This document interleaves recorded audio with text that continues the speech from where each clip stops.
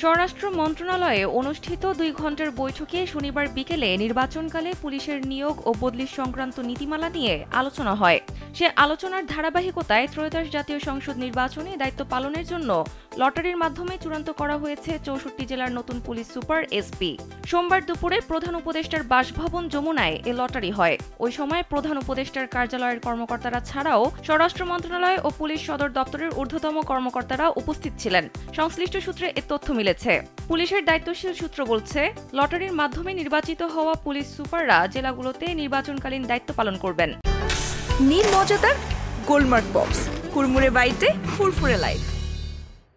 যাতে নির্বাচনের আগে পদায়ন নিয়ে কোনো প্রশ্ন না ওঠে, তাই এবার এসপি পদায়নে লটারির সিদ্ধান্ত হয়। এর আগে সৎ যোগ্য কর্মকর্তাদের তালিকা তৈরি করা হয়। পতিত আওয়ামী লীগ সরকারের করা বিতর্কিত নির্বাচনে কোন স্তরে দায়িত্ব পালন করেননি এমন কর্মকর্তাদের তালিকায় প্রাধান্য দেওয়া হয়। সংশ্লিষ্ট সূত্র আরও জানায়, লটারির আগে মূলত পুলিশ ক্যাডারের 25, 27 ও 28তম ব্যাচের কর্মকর্তাদের মধ্য থেকে যাচাই বাছাই করে একটি ফিট লিস্ট তৈরি করা হয়। সে তালিকায় থাকা কর্মকর্তাদের মধ্য থেকে লটারির মাধ্যমে 64 জনকে নির্বাচন করা হয়। এক্ষেত্রে আগে এসপির দায়িত্ব পালন করেছেন এমন কর্মকর্তাদের তালিকার বাইরে রাখা হয়।